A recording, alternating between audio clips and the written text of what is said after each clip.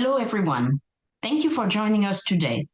I want to welcome you to our virtual series event, Color Between the Lines. This panel is sponsored by Hilva Publishing, an international publishing house which for over 10 years has been successfully publishing and translating women-loving women fiction books. Hilva is open for submissions of English manuscripts. You can find more information on how to submit on their website. Thank you again to Hilva for sponsoring this panel. Let's get started. We hope that you enjoyed this event, and I'm going to hand it over to today's moderator, Anne Shade. Hello, everyone out there. We appreciate you attending our event today. There will be a question placed in the chat that if you're wanting to answer right now, that will be great. It'll help give us an idea of who's attending the event. Today, we will be talking about publishing as an author of color and hopefully helping other author of colors out there who are attending with us. So I will start with introductions of our authors. And I'm doing something a little different. I like to change it up a little bit. So I'm going to introduce the author, and then their introduction about them will pretty much be a quote that they've given me to tell you who they are, give you an idea of who they are and why they write what they write. So our first author is Celeste Castro. She is Latina. Her pronouns are she, her. Publisher is Interlude Press. Her current release is Prize Money. And her quote to kind of describe her is, "My writing features ordinary women living their true and authentic selves. My characters are completely versed in the art of Chinyona," please let me know if I pronounced that incorrectly, Celeste, "and speaking Spanglish." Our next author is Cheryl Head, African American. Her pronouns are she, her. Her publisher is Dutton Press, and her current release is Time's Undoing, which I personally read and absolutely love. My 80-year-old mother also loved it, and we'll be giving you a review, Cheryl, just to let you know. Biography quote is, "At the core, my writing includes broad themes of diversity. My first book, Long Way Home, a World War II novel, draws on all my experiences and observations about ambition, race, class, and dreams deferred." Our next author is Mala Kumar, of Indian descent, pronouns she, her. Publisher is Bedazzled Inc. Her current release is The Paths of Marriage. She says, "Readers will enjoy what it meant to survive if they are seeking novels," which is one of her original books, her first books. "Readers will enjoy what it meant to survive if they are seeking novels with strong queer female protagonists and characters who must navigate across class, race, religion, language, and nationality." Next, we have Sophia Mutiara Whittemore, Indonesian American. Pronouns are they, them. Publisher is Nine Star Press. Current release is Wake the Dead, a Gammon Immortal series. They say they write the cool BIPOC punk plus queer rep they always wanted to see in books and film. Ultimately, Sophie lives life with these ideas. Live your truth unapologetically and don't make bets with supernatural creatures, which I think is pretty good advice. Last but certainly not least, Fiona Zedde, Jamaican, pronouns she, her. Publisher is our own sponsor, and current release is House of Agnes. Since getting the writing bug, she's published around 30 books. She's our most prolific writer on the panel, folks, mostly about Black, lesbian, and queer love. At this very second, she's probably writing another book and has 100% chance of having queer romance and Black women in it. So that's our panel today. So please, please, please welcome them all. All right, so we will start with a question that I'm going to kind of go round robin with. So why is it important for you to represent ethnic and/or cultural diversity in your stories? So let's start with Fiona. All right, here we go. I've got to control this mute button. So I guess it's like the standard answer. Like when I was coming out and reading outside of Harlequin and Mills and Boone as a young burgeoning queer, I didn't see a lot of stories that were representing me. Femme, queer, immigrant, Jamaican, any of these things. And so for me, it was important when I started writing to put myself into stories and also encourage others who were like me, whatever identity it was, queer, immigrants, to encourage them to also like write their own stories, to say, okay, our stories are important. So write whatever you want to, and represent yourself, and then others who seem like you or even are interested in our stories will devour them and encourage others in turn. So representation as well as encouragement. All right, that's great. So you feel that now that you've started, like I said, because you're our most prolific author, so do you feel that you've actually put a good dent in that representation? Sometimes, but right now I'm just so excited to see all the different kinds of books coming out there in the sapphic community, the paranormal, the immigrant, the quirky, the weird, the wild, the normal. And there's just all this space now for these different stories, and I love it. Excellent. Cheryl? Yeah, I totally agree with Fiona. I was writing crime fiction and reading Catherine Forrest, reading Mickey Knight, Gene Redmond's books, read Penny Milkleberry's books and Nikki Baker's books, but I hadn't seen really a book about a private investigator who was not a police detective, who was queer, Black, had her own agency, and I wanted to write about that. I write books about people who look like me. I want to see myself in books. I think all audiences do, all readers do, and so I wanted to write a book that had someone like me, someone who had agency, someone who was queer, who's curious about the world. I have a conceit that I think all Black women are natural born detectives, so it just felt like a natural thing for me to write a Black detective series. I want you to know you inspired Securing Ava. So I wrote that. I had you in mind because I wanted that female detective as well. So thank you for your wonderful work. Well, thank you for your work, Anne. Thank you. All right, so let's go with Sophia. Hello, that's me. Yes. When it comes to furthering representation, I do work as a writer in both books. Let me see if I can point correctly. Books and in film. I definitely call myself a punk fantasy author in that I really love combining punk, goth, paranormal elements. So if y'all are looking for some Halloween reads, I'm just saying it's right there. And in terms of just representation, I've definitely come up against just people saying, oh, well, make something mainstream. And when they say mainstream, they mean cis, het, and white. And you're like, why is that considered mainstream? Why are we not considered? Why are we not able to make whatever stories we want to and further that representation? Why are we considered niche? Like, I don't think the entire point of furthering representation is just that we should be able to make whatever stories we want to and not have them be niche, just have them be stories and have them be like all just further that representation, just have that out there. So yeah, that's what I think. So we shouldn't be, oh, sorry. No, go ahead. Oh, no, I was just saying we shouldn't be niche. We should also, when you say mainstream, we should be included in that. Well, as one of our newer authors and one of our younger authors, how's it feel to be able to have your work out there with other authors that aren't considered niche as well, that you would like to consider them as regular or normal authors? Honestly, just an honor.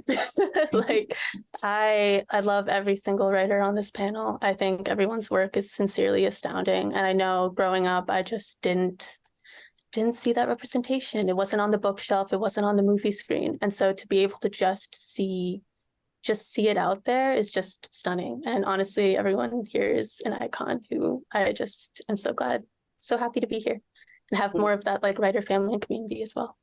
Well, we're happy to have you amongst us in a group. Celeste. Thanks. Yeah, thanks for the question, Anne. I believe that stories are better and more authentic and interesting when they reflect the diversity that we see everywhere. And for me, it's stories that are centered around the authentic Latina experience as I know it, which includes elements from my background, my upbringing, my experiences, my issues and challenges and relationships, and all of which are inclusive of and rooted in my culture. And I'm just really proud to share that with others through my work. And the core of it is I believe that the sapphic lit community is a better place with me in it, with my voice included in it. And I think that the bookshelves in the romance section of bookstores are better with my books in there too. That's called confidence. I love it. Thanks. You're welcome, Mala. Yeah, thanks. Great to be here, everybody. I think when you talk about representation and diversity, when it comes to any type of literature, it's also the intersectional question. So when you're talking about immigrant experiences, you're often talking about minority religions or ethnicities or tribes or caste or whatever, the combinations that come out. And especially in the Indian American community, even though, we're now like 2-3 generations deep in the States, at least, of Indians being born and raised here, still how we relate to the term marriage or, what it means to fall in love with somebody you love, like somebody you actually chose, is very different than a lot of quote unquote mainstream literature. So even the premise, especially in The Path of Marriage, my first novel, which came out almost 9 years ago, the premise that, this young woman of Indian origin could not only choose her partner, but choose somebody of the same sex was already quite bizarre. Like there's just not that many books that depicted that. So part of it for me was also creating the language around how to speak about this. So I was very intentional on how I wrote The Path of Marriage and, making it PG and making it like very realistic scenes, because I wanted this to be a resource for other Indian and Indian Americans who were trying to grapple with how do I talk to my parents who had an arranged marriage about me wanting to choose somebody of the same sex. And I think I did accomplish that. It wasn't just through the book, but it was also through a lot of other things that I can talk about later. But I think that representation and just showing that there's an entirely new experience and an entirely different demographic of people was really important for my first book. And it definitely will carry through for What It Meant to Survive, my forthcoming book, but it plays out in very different ways because the character ends up with somebody who is Nigerian, somebody who's from West Africa. And what took you so long to go from The Path of Marriage to What It Meant to Survive? Life. I got married, so my real life wife is Nigerian from West Africa. So okay. So you understand. Yeah, no, I mean, so most of my career has been in the United Nations, but then I was also a director at a big tech company. So I really elevated my career and I got married and, just traveled the world for another decade. And then I can also talk about this later, but there was definitely a big toll that came with writing the first book, really the backlash that comes with it. It was great that I got the visibility I did and I had millions of impressions in some of my articles, but there's a lot of people and a lot of trolls that come with that. So I think I honestly needed to step away from some time. But I'm really happy that I wrote this book. And I think the second book, What It Meant to Survive, and I think it's exactly what I intend to do with the book. So happy to see many Bywater people here who have already helped me, create a story that I think will carry the nuance I'm hoping to bring. Welcome back. Thanks. Okay, for our next question, what kind of pushback did you receive in doing so and writing your books and with representation, and how did you respond? So let's start with Sophie. You're on mute, Sophie. That was me trying to buy time. What kind of pushback? Or did you, honestly, if you didn't receive any? I've had moments of honestly like reaching out to reviewers who said they specifically don't read books. Like they said that my representation in my stories weren't necessary. Like they would attack the representation before they even would attempt to criticize plot or structure or characters. That would be the immediate thing they would attempt to go for. So just in terms of pushback, just feeling not necessarily entirely safe in that way, and just not having and wanting to write a story and to have it be acknowledged in terms of a story and not in terms of like having somebody criticize it solely for representation, I think was one of the biggest moments of pushback that I faced. So yeah. But that didn't stop you. You continued writing. No, of course not. Like we need this out there. Like nobody's gonna stop these little punk monster stories from coming out, you know? Celeste? Yeah.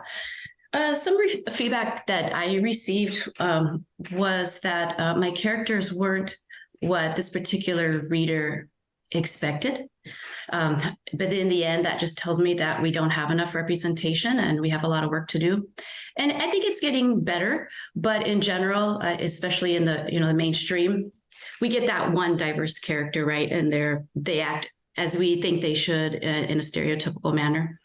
But for me, that's just reinforcement to remain true to myself and my authentic experiences. And if that doesn't measure up to what the reader expects, that's not on me. There you go. Mala? Oh man, mine were very complicated to say the least. So when my first book came out, I was actually working in UNICEF in Burundi in Central Africa. So I had to make a huge decision, and I ended up quitting the UN for a couple of years because at the time they didn't have a policy to say, if, for example, I get thrown into jail for being openly gay, will the UN come and bail me out? So that was a big one. I basically had to like stop my career for a couple of years, and then I quit UNICEF and came back to the States and did a book tour, which was the right choice. And then ultimately I did go back to the career I had. So it worked out. So I think just uncovering like a lot of the systemic issues within, the UN and having a professional career that's sometimes in opposition to what I wrote was really tough. Representation was definitely an issue. Of course, a lot of people, it doesn't matter if there's 5 queer lesbians in the audience, everybody wants to hear, their opinions and voice out there. And even if they specifically may understand that I can't represent, what they think and feel, I think a lot of people around them feel like there is an obligation. So sometimes being kind of more hyper specific about representation can actually backfire, because if somebody knows somebody who fits those characteristics, they're like, that's not their experience at all. Like, you did a horrible job.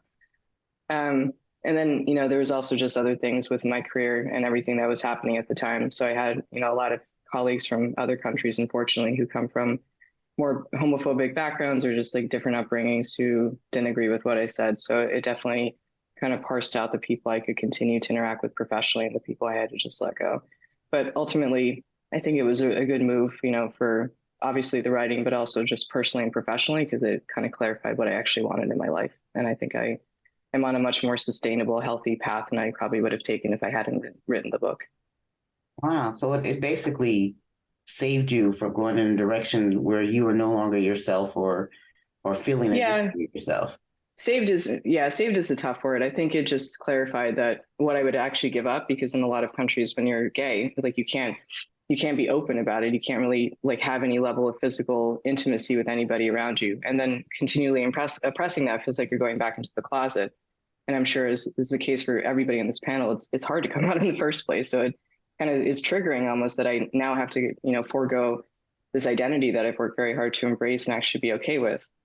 And so it was a weird moment to realize that this book that was supposed to be liberating for other people was also forcing me to make a choice. But I think ultimately I had to make that choice. And I'm glad, again, that I didn't end up choosing something that probably just would have been unsustainable for my overall mental health in the long run. All right. Cheryl? It's really good to hear the different points of view on backlash. I had a couple of different experiences. So my self-published book about Black Negroes during World War II had LGBTQ themes and a couple of characters. And when I started pitching it, querying it, mostly to Black agents and to what I thought were Black publishing houses, I think there was some reluctance because of the queer content on their part. And I also think there was this sense that they didn't really know where and how to market it. When I got picked up by Water, of course, it was 180 degrees from that. Lots of encouragement, lots of support, lots of understanding of what I was trying to say in the story.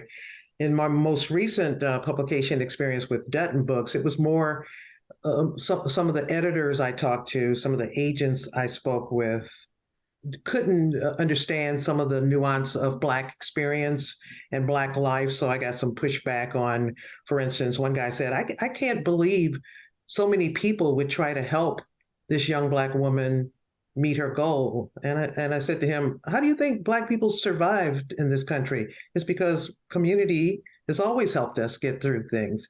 So there's still this, even though I think publishing right now has this more openness to books by BIPOC writers and LGBTQ writers, there's still in the power seats these folks who have not a clue how we live, have not a clue how to market our books, and I'll talk more about that a little later.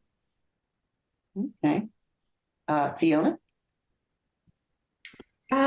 Luckily, I haven't had too much of a pushback from publishers, editors, whatnot. My most pushback has been from either readers or the ARC readers who were, how to say this, like, I never read a book by a Black person before or a Black queer person before. I'm not sure if I could identify with this character, if I could identify with this story. Those are sorts of approaches that, these were so alien from any other regular human story. And so it was this reluctance to read the story as a story versus saying, well, this person doesn't look like me, so I can't, I have no entry point into your story, so I can't review it, I can't read it. So I've had those people who were supposed to be reading it to as an ARC premier reviewer, and then the actual readers themselves saying that they can't fit themselves into my story, and so they weren't able to get into it, and thus possibly gave it 1 star or just neglected to or declined to review my stories. And what was your response to that? Did you respond to that, or? What can you say? I was like, okay, then don't read. I'm not going to force my stories, down their throats if they're like, oh, the person doesn't look like me, so I can't deal with it. My ultimate goal is for those who want my stories, whether it's other queer, Black, immigrant folks, or people who are just interested in reading about my types of characters. People are receptive, they're eager, they're ready, they're waiting, and those are the people that I want to give my stories to and share my stories with. So they make it there. I think it's ironic because for them to say that, but then for us as African American or as authors of color, where most of our reading of queer characters, the queer female characters, were white, and we had to figure out how to relate to that. So for them to turn around and say, oh, I can't relate, then it makes you wonder, like, okay, how did you think we felt all these years? And I have a writing friend who, when she gets that from any reader, she says, you can relate to dragons and werewolves and fairies, so I think you can relate to Black or LGBTQ characters. That's a good comeback. I'm going to remember that. That is a good one. All right, so our next question. Have you ever been asked to whitewash your characters or write non-POC characters? If so, what was the reason and how did you respond? I'm going to start with Mala. Yeah, I think so. When I was looking around for agents for my first book, The Paths of Marriage, back in 2013, 2014, I found literally nobody who was willing to represent that. I do think the industry has changed somewhat in kind of name speak. So a lot of agents say now that they want that representation, but then if you look at who they actually represent, it doesn't always add up. So I do think part of it is lip service. But there had been quite a few, very well-known Indian American authors who had done very well with big publishers and had become kind of mainstream household names. But personally, I always found those characters to be quite whitewashed to the point like I didn't even recognize some of the stories that they were putting out there. And so I think I kind of just came to a point where it was like, I can continue to dumb down the points in my book, especially the intersectional points that I'm trying to make, because my Paths of Marriage was an intergenerational story. So every character had a major section and had major points they wanted to get across. So I could probably reduce that quite a bit, or I could just go with a publisher that's willing to publish this as I see it. And so I ended up doing that, and it was a much smaller publisher, of course, Bedazzled, but they gave me a chance, and I really appreciated that they did. And there were a lot of, issues that we had subsequently, like the cover of the book or the description or how to advertise that. But I think I ended up just coming to the conclusion that my book might be the only book that somebody reads all year, and it's because it's a representative story of what they want. And so I kind of rejected this notion that there was a built-in audience for sapphic or lesbian or, Indian American or whatever audience of literature you wanted, and just accepted that my superpower is writing op-eds. It is public speaking. It is my professional career, and I can embrace that, and I can go and push that really hard. And that's what I did. So I think I basically got around all of that and ended up on the front page of The Advocate, USA Today, CNN India, like big publications. Some of the stuff is still in syndication, and some of it probably had upwards of millions of hits.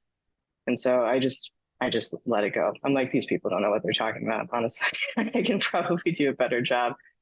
So I took the advice where it made sense. And of course, now 9 years later, I'm much more mature than I was back then. So I'm sure I'll take it even better and in more stride now. But especially being a new author and trying to represent so many different points of view, it was quite challenging. But I think I was able to navigate that. And then the other thing I'll just say is my books they're not, fantasy in like the traditional sense. They really are steeped in like actual, social justice issues that are currently happening in actual current events. And so I was able to ride the wave last time. So in October 2014, when my book came out, it was just a couple of months before the Supreme Court decision to legalize same-sex marriage at the federal level. So I was lucky to ride that wave. And I think I became, kind of informally a voice for the Indian American community in that. So a lot of what I spoke about was the impact that it would have, and just like the security that it would mean for a lot of LGBTQ Indians coming over from India, for example. So. Excellent work. Fiona, since you've written so many, have you had that issue? I luckily have not, so I can't really speak to that. So I'll pass it on to someone else. Okay. Celeste? I'm with Fiona. I haven't encountered that yet in my work yet. Hopefully not ever. What about you, Cheryl? Yeah, nor have I, and they better not dare now. I know too much. Sophie? Mine I have, but in relation to film, would it be okay to share that? Oh, yeah. Okay. So just going around the film festival circuit, I had one film called Don't Tell Mother, which was a magical realism dramedy about an Asian American comedian who uses stand-up comedy to just confront her mother and have that relationship. I remember touring the circuit and having panel discussions in terms of this film and having just a disengagement, especially from just like white audience members who would come up and just be like, oh, well, I didn't get it. I didn't identify with it. Or like other people who are like, oh, well, I'm tired of seeing the same like Asian queer relationship motherhood story in terms of like why I'm tired of seeing depressing stories. And it's like, what makes my story depressing? Like it's countering in terms of like what makes this story that like a lot of people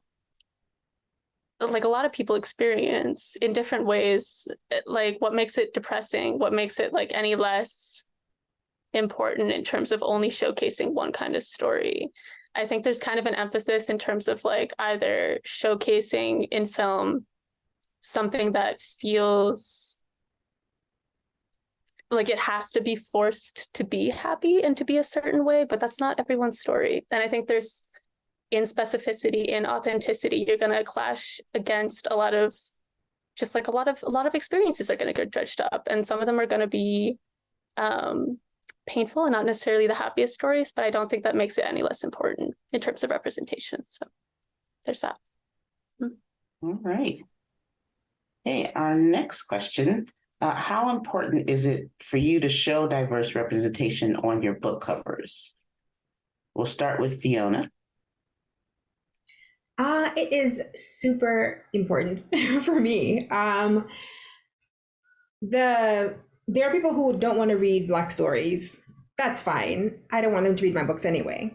But for those people who want to find Black books, books about Black women, books about Black sapphics, they can see my covers and they say, oh, I'm going to try this because, it's a shorthand. This book is for you. Pick up this book. So I do know there's a thought out there that if you have a cover that's sort of like bland with no signifiers of race, or race that is not white, then you're likely to get your book purchased more easily.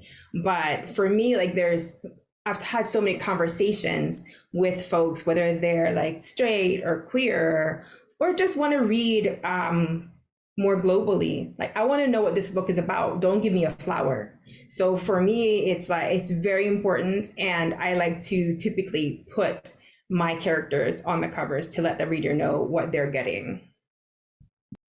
So Cheryl, you do a lot of mystery, and instead of putting your character on the cover, you give it kind of like the mystery vibe is what I like to call it. And I have to give all credit to Anne McMahon, who's in the audience today, for coming up with the concepts for the Charlie Mack covers, the consistent font and the consistent iconic picture. I think in an effort to invoke noir, and I think she did a fabulous job with that. When I was writing Times Undoing, however, I was adamant that I wanted a Black face on the cover. We looked at lots of different cover styles, and ultimately, the designers at Dutton did a great job, I think, of coming up with kind of an abstract approach to it. And even with that, I said to them, however, I want to superimpose the face of my grandfather somewhere in this book cover, and they accommodated me. I think it's shifted a lot in just the last 5 years in how publishers are thinking about representation on book covers. It's just ubiquitous now. I'm really, really happy that it's there. I love seeing the Asian American graphics on book covers and Native American graphics. I think it has shifted the publishing industry, and not just in a way of a trend, but I think it's a paradigm shift. Okay.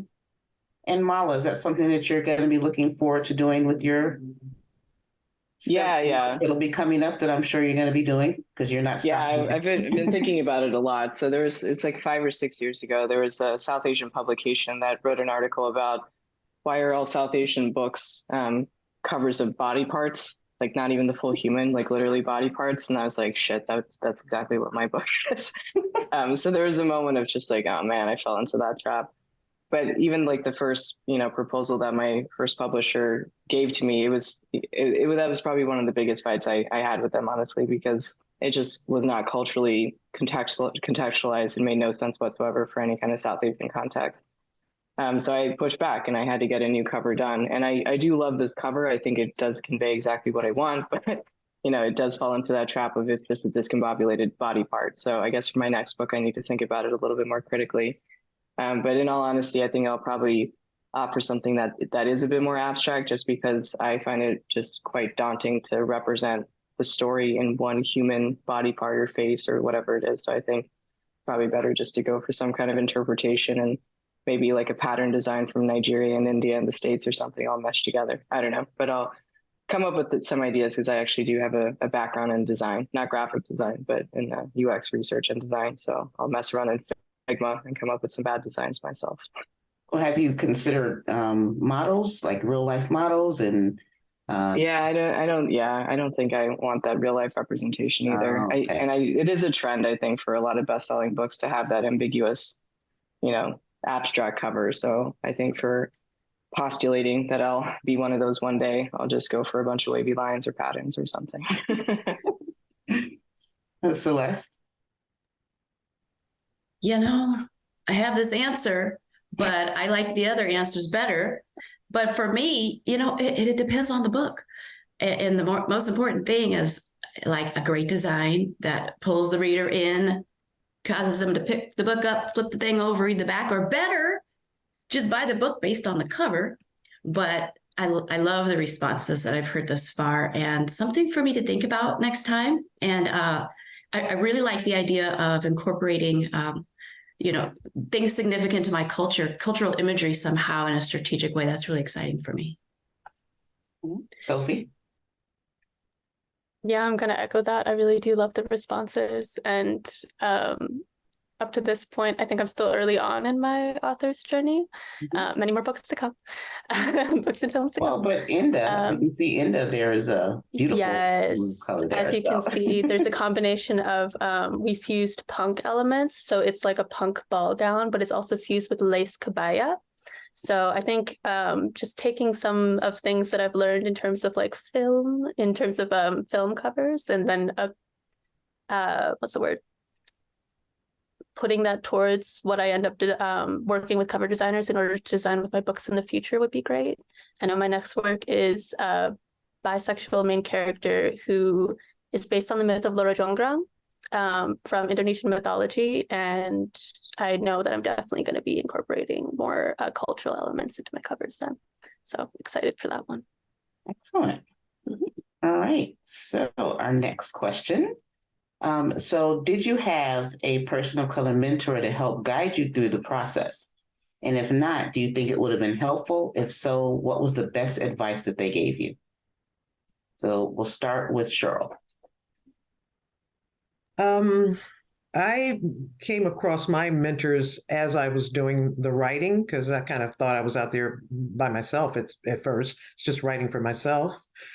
But I came across people like Renee Bess and Penny Mickleberry, who were just gracious in their giving their time and reading early works and that kind of thing. I had lots of people to help me along the way. I had a writing group, a couple different writing groups. The first one, this is an important thing for new writers, get a good writing group and get a group that's like your therapist who understands you and fits your kind of your vibe. So my first group had a few more younger women in it and straight, and I didn't get them much, and they probably didn't get me.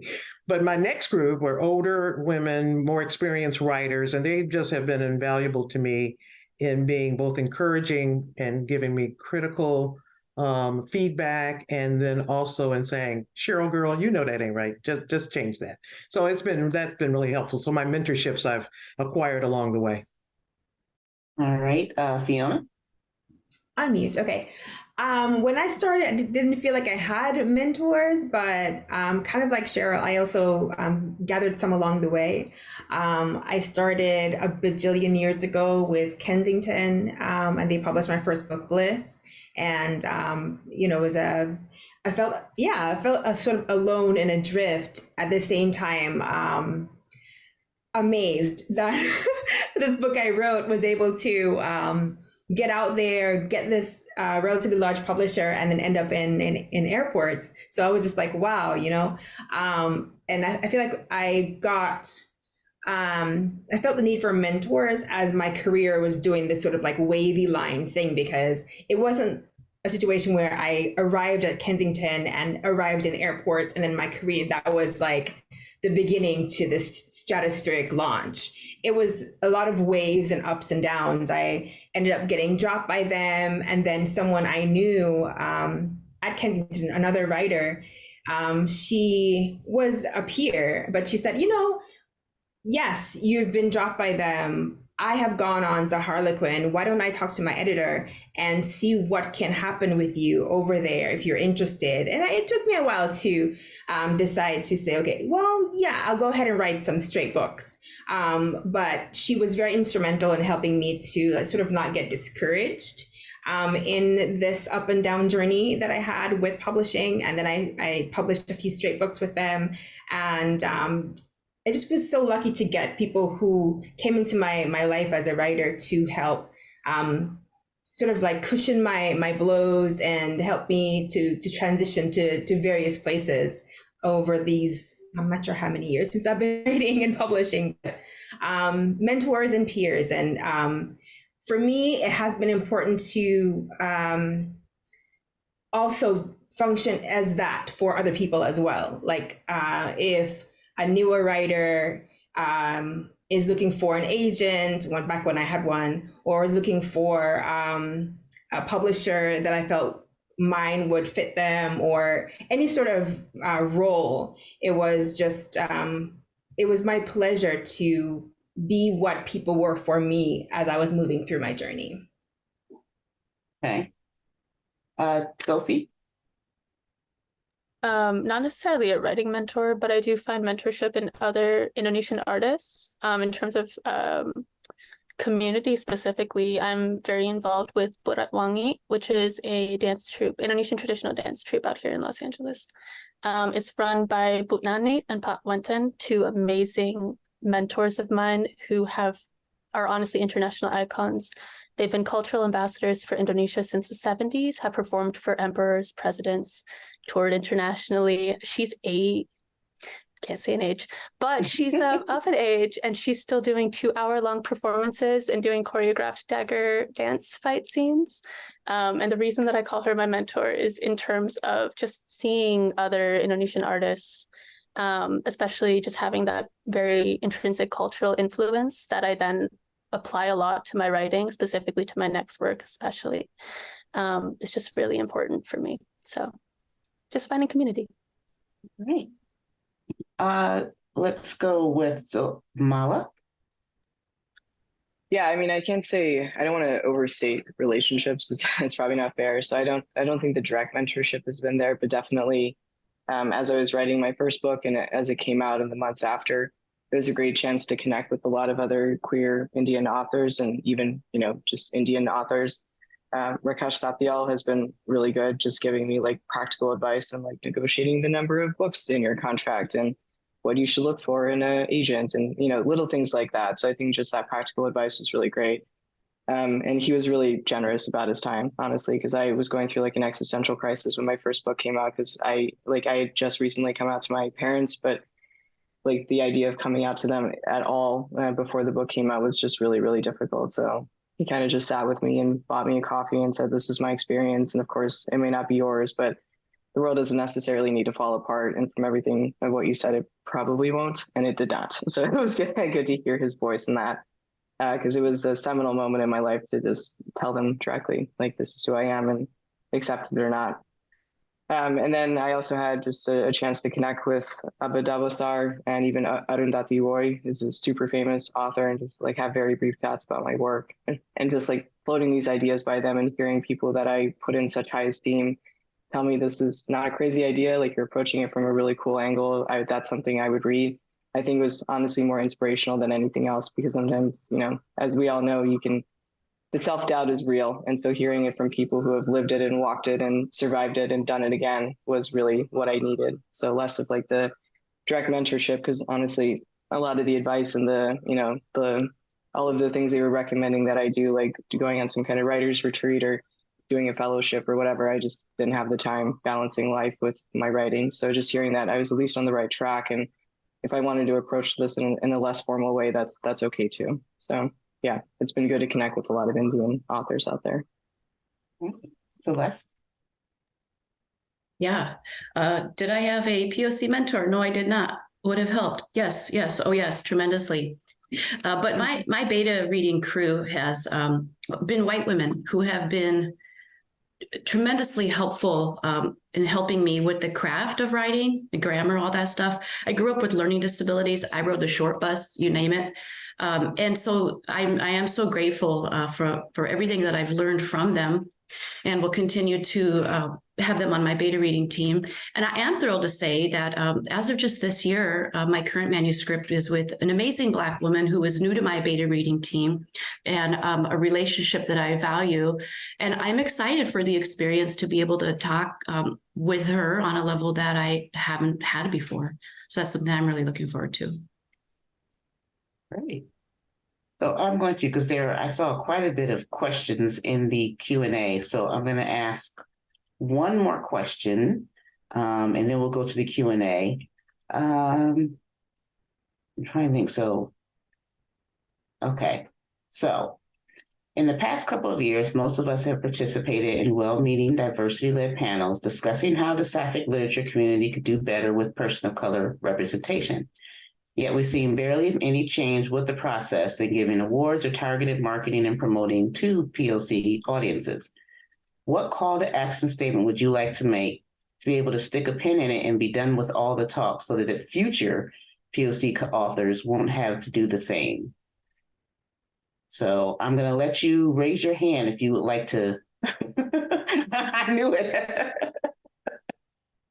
I'd love to take this the first go at this, and thank you for this question, because you're right. We see this, especially after the George Floyd and the largest racial uprising in the United States. We saw a lot of activity happen, and then it just kind of fell off. But this equity work is culture change, and culture change is hard because it requires a level of openness and willingness from at every level of the organization. And there has to be a willingness to change as a human being first, and a willingness to do things differently and to see other perspectives and to confront personal biases and tackle, white fragility.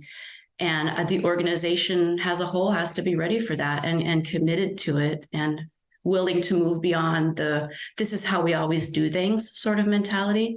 Otherwise, it's going to be more of the same, this disjointed, check the box type of temporary stuff that we see a lot of, which actually causes a lot of harm in this community.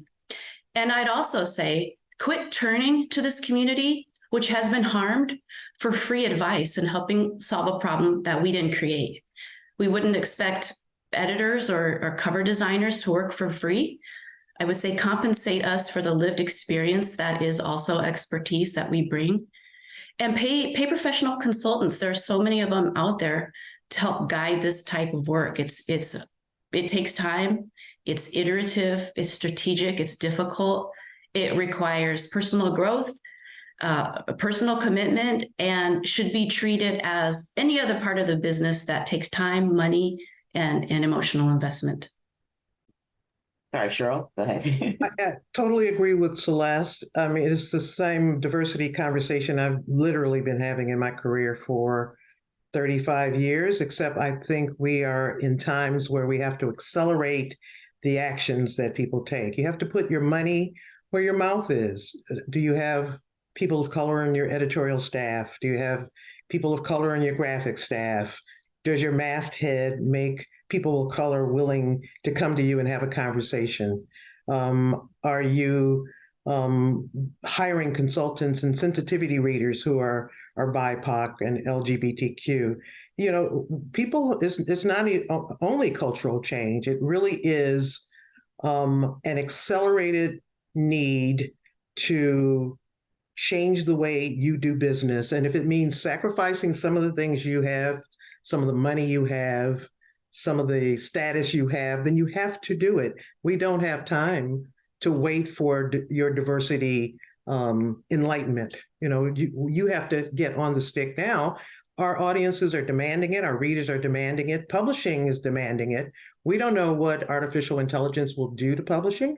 That's moving fast. Climate change is moving fast. Social justice needs are moving fast. All of our issues are moving fast. And diversity has to be front and center in that and accelerate it in your work. You have to do it now or piss people off. And you're doing that now. Anyone else? Yeah, I can add some thoughts. Please do.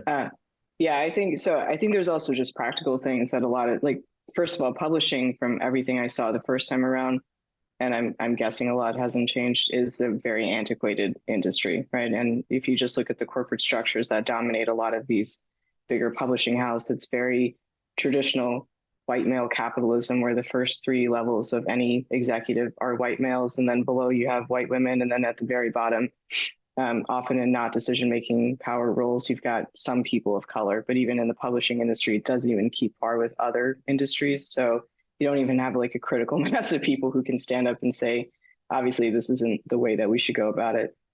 But I think for any publisher who may have trepidations about engaging with people of color authors, then just understand that you're going to put more of your cost up front, because you don't have the cultural context, you don't have the expert advice, you don't know anything about the lived experience. And so if you can take more of your money and put that into research and understanding and gathering what you need to understand in order to fairly represent that person, it's going to pay off dividends, because not only will it tell their story in a better way, But honestly, a lot of our audiences are built in. And this is something I didn't understand when I started writing my first book. Like, it's not hard for me to figure out who's going to read my book. They're going to be Indians, they're going to be queer Indians, they're going to be people who are immigrants. Like, that's really, really powerful, because then I have target audiences who, again, this may be the only book they read all year, but they're much more likely to engage. But if you look at like the typical quote unquote white male story, it may not always be obvious who that target audience is. So you would spend a lot more money trying to figure out like the advertising side, the target audience side of like, who am I actually trying to go after? Whereas you might have the cultural competency to represent that book straight off. So I think even just adjusting like the amount of cost that goes in up front and making sure you get that part right will pay off a lot. And I can say for literally every person of color author I've ever met, we work really hard.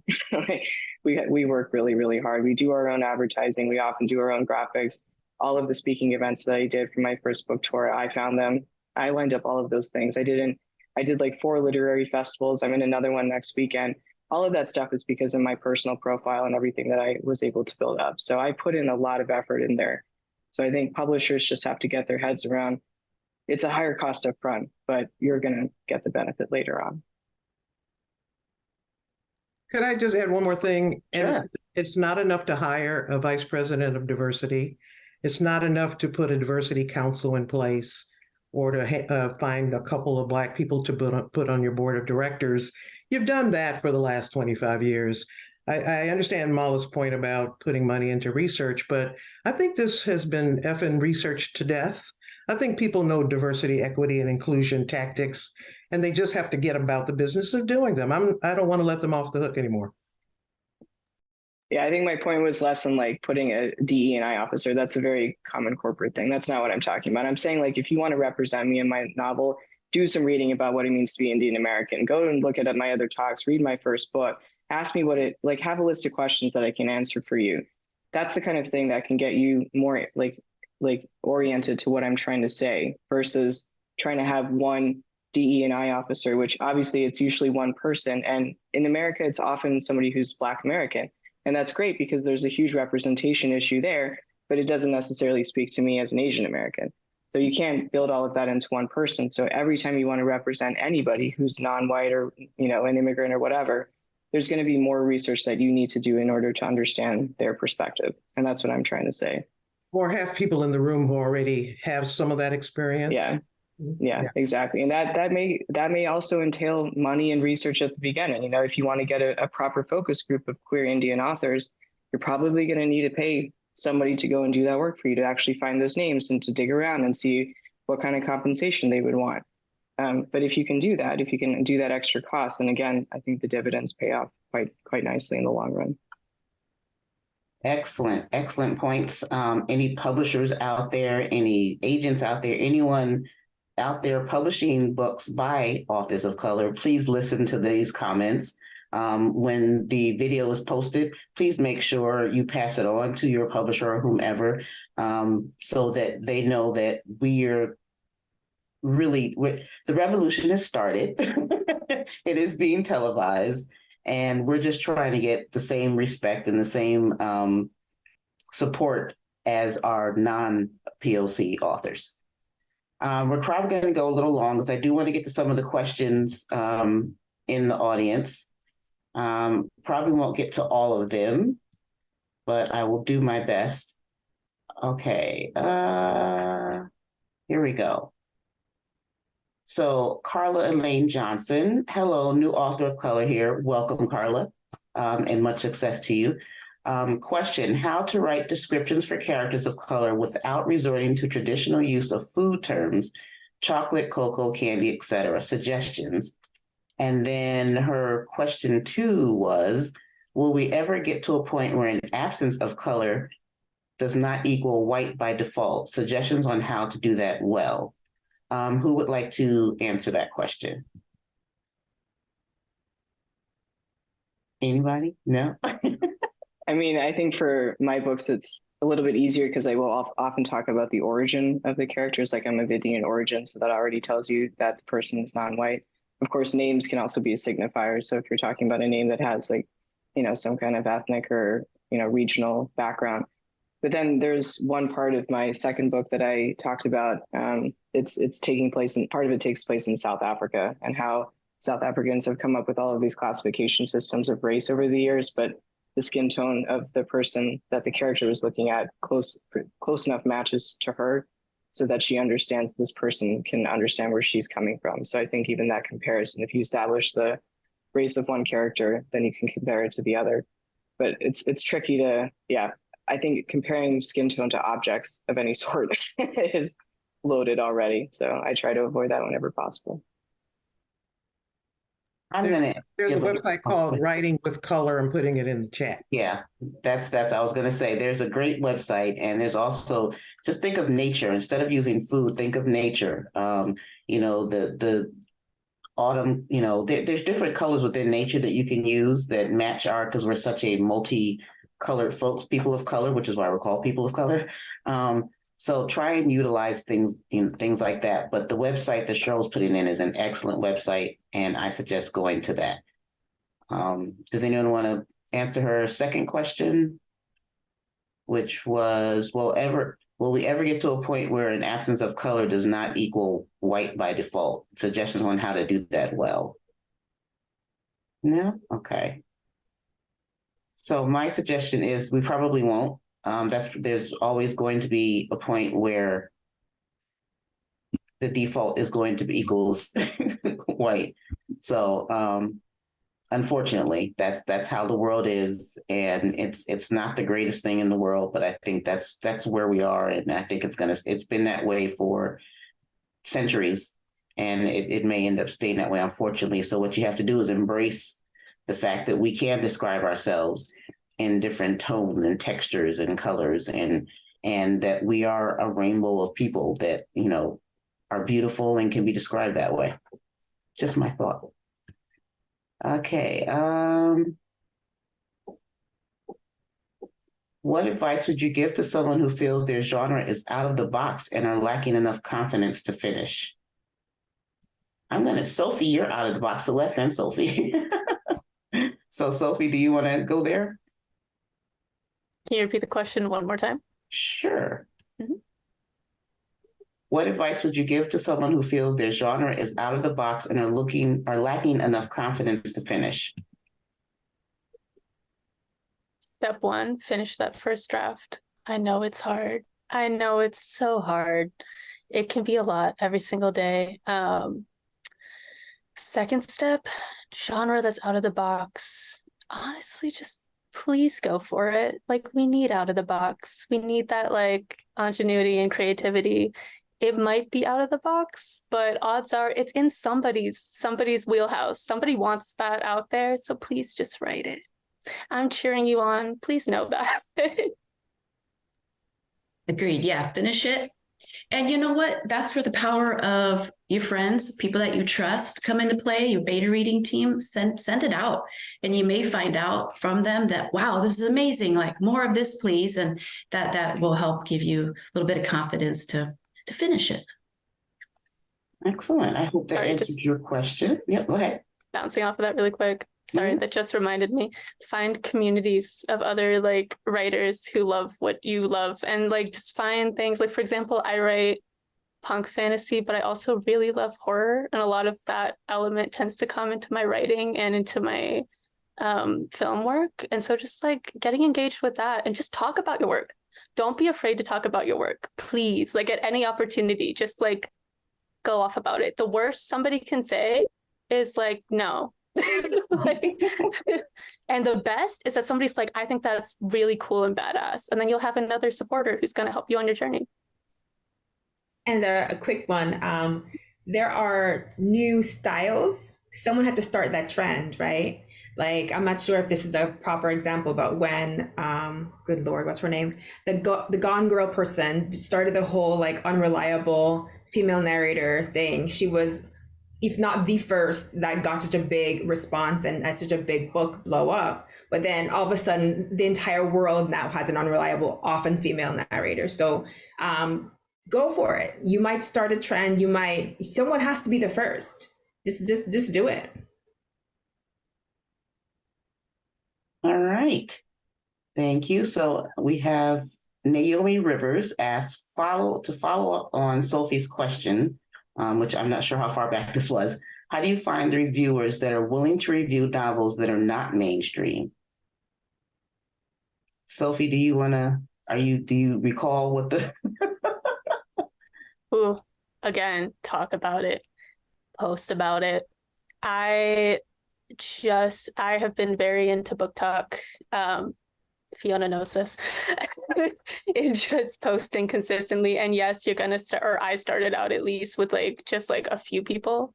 And then eventually, if you keep going every single day and you're talking about it and you're passionate about it, you learn how to talk about it in ways of feedback of what is interesting to people. And you find a way to engage with people in a way that they want to engage with you. So keep posting, just go out there, go on forums, Google search, Google is your friend. I know Facebook, people are like, oh, Facebook. Sometimes it depends on how people feel about Facebook. But Facebook pages are a really great resource to find beta readers. Goodreads forums, I don't know how active those are. Occasionally, it depends on if you find an active one. But just really going out there, doing all the searches, and book talk. I'm just gonna throw book talk out there again. Book talk is a lovely community of people, and just again, talk about your work every chance you get, and you'll find somebody who's going to be really as passionate about it as you are about your work as well. And to jump back on what Sophie just said about Facebook, whether you're on Facebook as, an OG user or you're just oh, that's for grandma, but there are some groups in there that are specifically made up of beta readers who are looking for books to beta read. There are a few sapphic communities that are beta readers. You go in there, join them, and then say, this is the plot of my book. Does anyone in here want to read it, want to be a beta reader and give me feedback? And you'll usually find some people more than happy to step in and read your book and give you feedback. All right. We have a question from Cherie. I hope that I'm not going to ruin your last name. So Cherie K. How has using the specific genre you write in, say fantasy or sci-fi, act as a conduit for telling your story or illustrating the intersectionality of your experiences? I'm going to have Cheryl answer this because you do mystery, which isn't a common thing done. I mean, we've had mystery writers, but not within the African American queer genre, female. I do think some genre lead themselves more to this. I think fantasy and sci-fi are really good examples of it, but so is crime fiction. So, crime fiction writers are always looking at societal harms, big picture, justice issues. We're looking at the underbelly of our culture. Why do people do the things they do? What makes bad guys tick and that kind of thing. So I think it lends itself to some of the topical experiences of the day. And a lot of crime fiction writers really riff off of headlines, and their next books are really about what they're reading. I'm one of them. So Warn Me When It's Time, my last book, was really my responding to the conspiracy to kidnap and murder the governor of Michigan. And I was thinking, who the hell are these people? Let me find out. Let me write a book about how they got their nascent beginnings. Why are these hate groups in America? So I think there are lots of opportunities in all our writing, even romance, at dabbling and talking about social justice issues and the world we live in. And I think we kind of have a responsibility to do that, just like we do with diversity. We live in a world where we want to elevate people's thinking about their lives and the country we live in and the experiences we have. All right. And Cheryl, you wanted to answer the question that Renee Bess had. How important is it for you to include social or political themes in your books, no matter the genre? Yeah, I can't help myself. I think Black women writing is a political act. I think Asian American people writing I think all of our writing is a political act. Were it not, people wouldn't be trying so hard right now to ban our books, to take our books out of libraries, to take them out of schools, to dismiss the stories that we tell, to keep us from reading and writing the things we want to see. So I think I feel it's my duty as a writer to talk about the things I see in the world I want to live in from my perspective as one person who's a Black American and a queer Black American. Okay. How do you feel about people of color author representation by white authors? If so, what would be a good representation for you? So how do you feel about people of color representation by white authors? And what would be a good representation for you? Who wants to tackle that one? Celeste? Yeah. I'm going to partially answer that with the comment that it doesn't have to be like a perfect Mexican, like, oh, they speak perfect Spanish and they have tamales for Christmas and all these stereotypical things.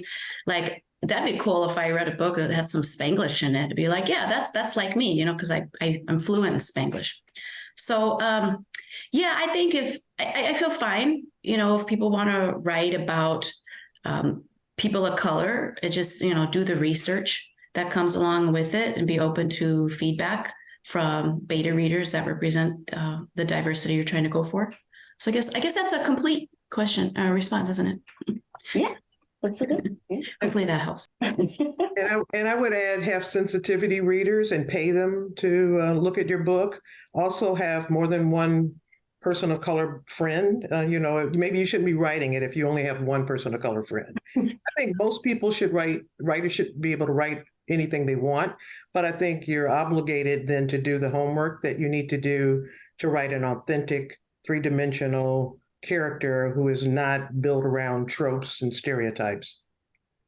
Yeah, and I would just add, if you're trying to represent a person of color, then make sure that you're also elevating actual people of color authors.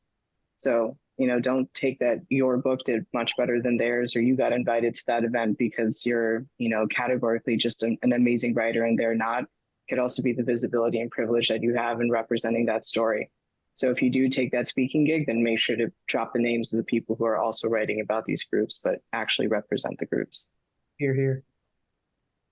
All right, I'm going to do one more. Do you believe if BIPOC readers expressed a true demand for BIPOC stories, that more publishers and marketing would be done to push for representation as they do for products such as music, designer, clothing, shoes, etc.?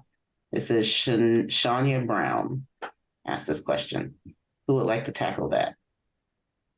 Shania asked a couple of really interesting questions to me, and this is one of them. There are lots of BIPOC readers out there. She had a question about street lit and so-called street lit and how well it's doing on Amazon, where it can be self-published.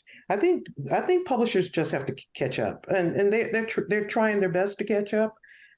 They, however, have mechanisms in place that are the things they check off the box. You need the New York Times, you need the Washington Post, you need Publishers Weekly, and they don't realize that simmering under all that is a broad readership of folks who are not reading the New York Times every day, or who are buying $3.99 books and in volume make as much money as the books that are selling for $25. I think it's just rethinking publishing's business model, which is a crazy business model. They don't make money on most books. So, pay attention to book clubs, pay attention to hybrid writers who are publishing online. And I think they can find some new talent there if they take the time to look at them. Anyone else? One more response?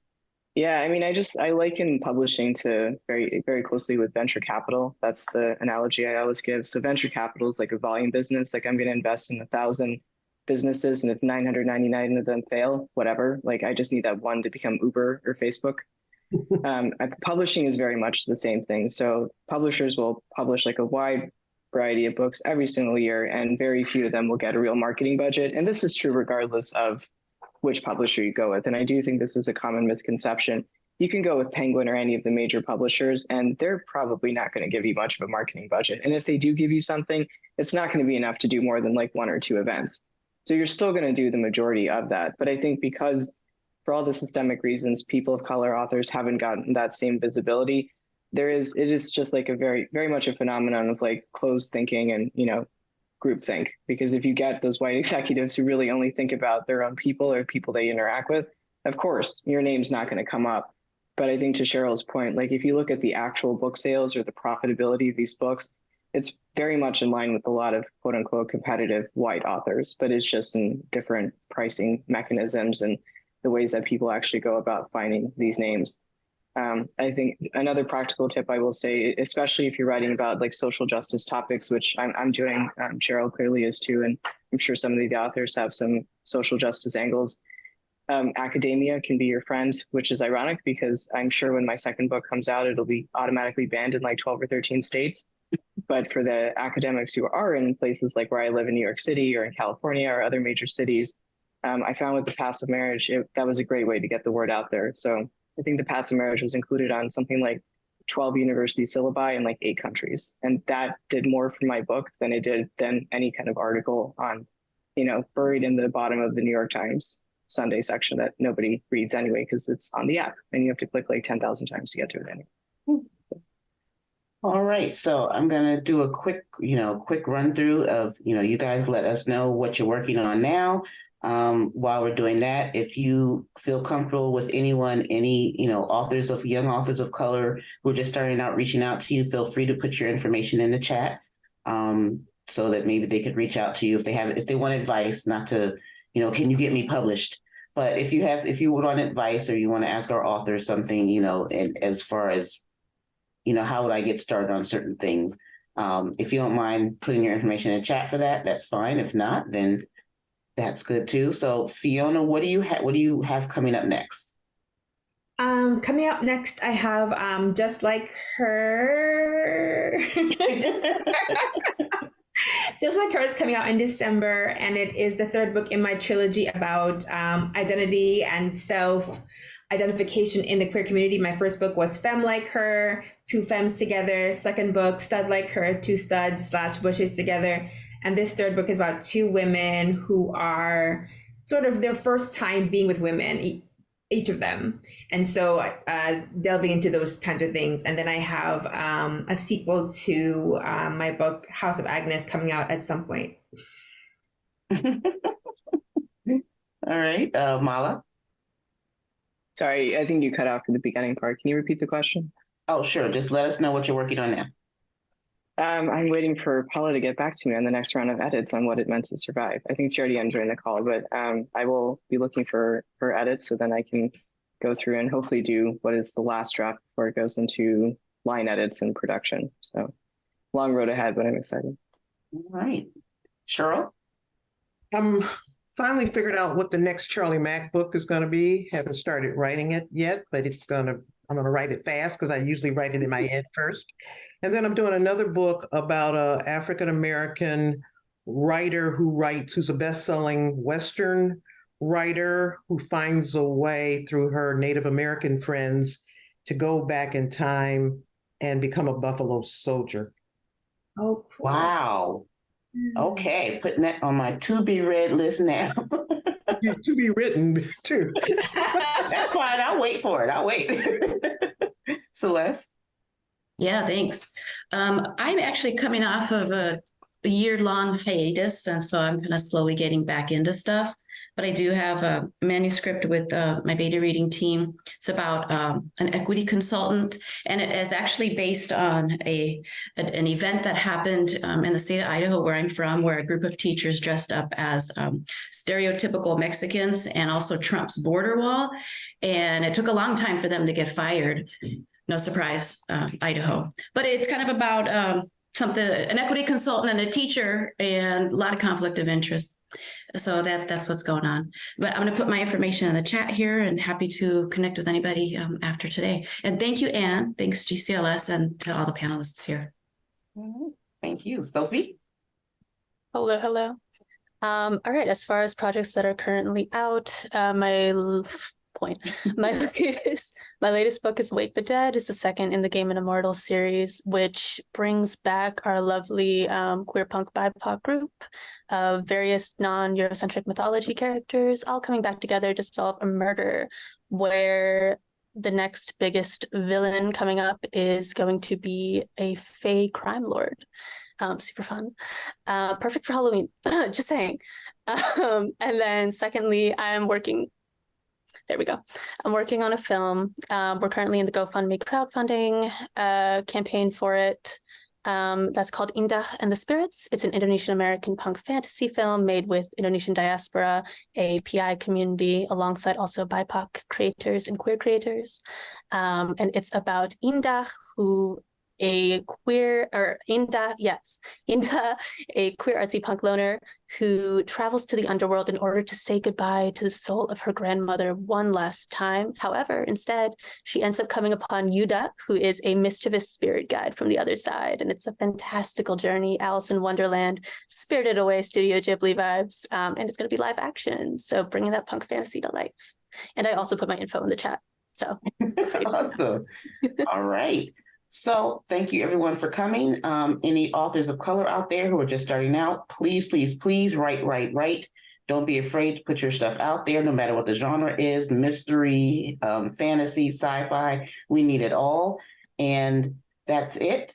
Love you guys. Thank you, ladies. Great job, Anne. Thank you. And you're all wonderful. Thank you, everyone. Bye. Thank you all. Bye.